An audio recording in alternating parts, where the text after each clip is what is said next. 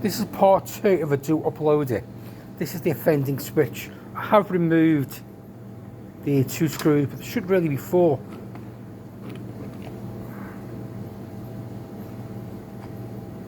Now this one's slightly different from the back than all the others, where it does have the screw on a nut, and on the back there was a nut and a bolt. Where the problem is, this cup here will not tighten. So what I did was I jammed this screwdriver in just to check it again after I changed it, and then it just does not. So I really need the camera person. It just doesn't tighten, and all the others do. What I think's happened is when somebody did that bodge where they shoved the 2 cables in here, I think at some point they might have jammed it in here and damaged it. So this is basically useless. So I'm going to take it apart. Excuse me, and see if there's anything worth scrapping in it. Here we go. I'm going to look at the contacts. Yeah, there's a lot of brass there. It isn't the sort of thing that I would repair, put back into service. That I wouldn't do. So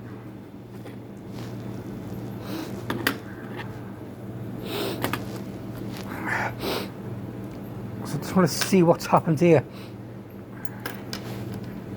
So there's the cups that tighten up. So the other reason why I took it to bits is I don't want to put it in the bin and have somebody use it. Anything that's I do have but to deem unfit, big word for today, that I think is unfit for use, or I do apologise, it's all wobbly. These are the cups that grip tight. See, up there, go through there. Hang on. One moment, please. There we go. That sits there. The cable in the hole, and as it tightens, the screw pushes it down into the saddle or the cup, or whatever you choose to call it. And obviously that there sits when the switch is on. So they go that way and the cut goes the other way. What I'm going to do now, I'm going to see how bad. See, this, while it's loose, it actually feel okay. Ah, that one there didn't. Hang on, give it a tap. So, yeah, that is the offending one. So I think the brass is worth keeping, and the screws are worth keeping. In fact, I may keep all that and just I might just stick it on a board for a demonstration. Something. Don't know. Well, I'm just going to pause for a moment. Back in here. Hang on. I haven't put the lights on. 1 second. Right there. We now have lights. As I was saying, this switch here is. I don't know if the camera will show it. There we go. So we've got a screw type and I've got a lug, a bolt type. Behind that, there's a bolt. It is the same switch. I think this is a later one or an earlier one. But to me, this one is safer. So we've got L1, L2, L3.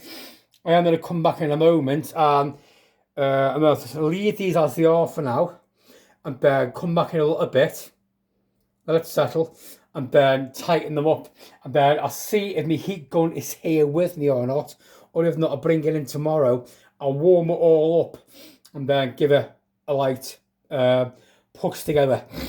Is it safe? Well, it is in a locked cupboard. Yes, I will be putting the covers on before you ask.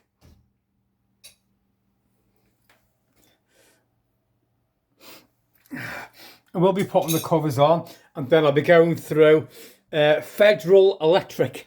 Old. I don't know if they make RCBOs to fit this. Do not know. But but that old coffee machine there is then a come out. That's in a single phase. So where I've done that, the other one in the neutral, I will pull that out, and I will put a little, the plastic blocks in, and then redo the screws, just so there's no hole of 2 millimeters for the ingress and protection. But it is in a lockbox. If somebody opens it and starts sticking paper clips in there and get zapped, well, that's their own fault. You can't prevent stupidity. But I'm a lot happier now. There's no cables looping out here that don't need to. So I'm gonna come back, check all the neutrals, and then redo it all. At the moment, yes, I'm happy with it. What I'm going to do in a little bit is I'm going to turn on everything that's in normal use and take a current reading on each phase and just see what's what, because there's some stuff getting decommissioned. So what I might be able to do is juggle some of these around. Whoop, there's my finger. Juggle some of these around. Yeah, juggle some of these around till balance the load a little bit more. So what's not in use, like some of the power upstairs, is no longer in use. I need to find out which cable is which. So what I'll do is I'll plug in. What I like to do is I've got a plug with resistors in it. Off the top of my head, I think I had a 100 ohm one and a 200 ohm and a 300 ohm. And that's linking between live and neutral.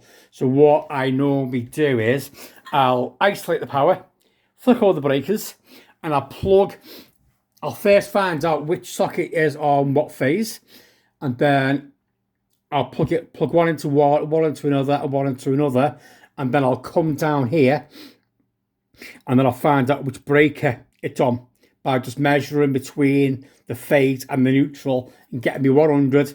200, yeah, it was 100, 200, and 300. There's other ways of doing it. You can use a cable tracer, but the time I was doing a job somewhere, I didn't have one. We'll be background in electronics, and then electrical installation, then computers, then back into electrical installation, then back into this, back into the other. I'm staying put in one area, but with the background in electronics, it does help in fault finding, how switches work 2-way and 3-way. What I believe it does help in fault finding, and also when you got a short on a cable, taking a measurement from one side and a measurement from the other. I forget which page it's on the on-site guide. You got your milliohms per meter, and from that read you can work out roughly if there is a short, where it is. When there's a break, no, you need to inject a signal down and go down with the cable tracer. But if you've got a background in electronics and you jump into electrical installation, you will find the maths a lot easier, and you will find fault finding a lot easier. Well, I know I did. So what, I turn off waffle on, don't I? But some of this is mine, some of it isn't. Anything which is new colours, it's what I've replaced, because there was a few iffy things. Because it's only replacement, it doesn't fall into Part P. So therefore, there we go. It is a bit of a dog dinner in there. I would like to put 3 boards in here, a 3-phase and 2 single phase, but then I wouldn't have it balanced. I'd have a load more juice going down one side than another. What I could do is have the oven and the coffee machine, which is 3-phase, on one, and the lighting in that one, but the oven's only used twice a day. So getting it balanced it's not possible. I don't care what anyone says, it is not possible. And there we go, red, yellow, blue. And we all know the new colour code. A place of work in Liverpool, somebody got the old coals and the new coals mixed up, and what they did was they had two lives going down the circuit to the sockets, which gives you 400 to 415 volts, slightly more, slightly less, depending on the load. And he blew up a load of equipment. He wasn't newly qualified. At the time, he was actually more qualified than me. But no, he made a big mistake. I didn't mind we changed the colours. I actually prefer them. You know, I prefer the old way. It's a lot simpler. Like, you know, it is blue as live, but now blue's neutral. A bit silly, but yeah, blue. Should blue have always been neutral now? Because we used to use black over in America. I think black is there. Black's there live. Or their hot cable, as they call it. But a bit of fun I have been reading on some of the American wiring codes. Some of it makes me glad I am not in America.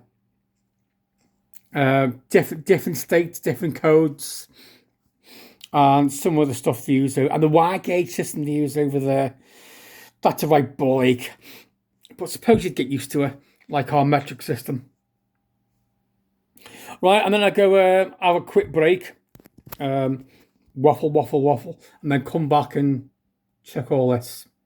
Well, I will upload this one. So I need to learn to edit videos properly. I used to do it donkeys ago, but I haven't done it for a long time. Anyway, I think it's better uncut. Well, 12 minutes. There we go. Catch you later.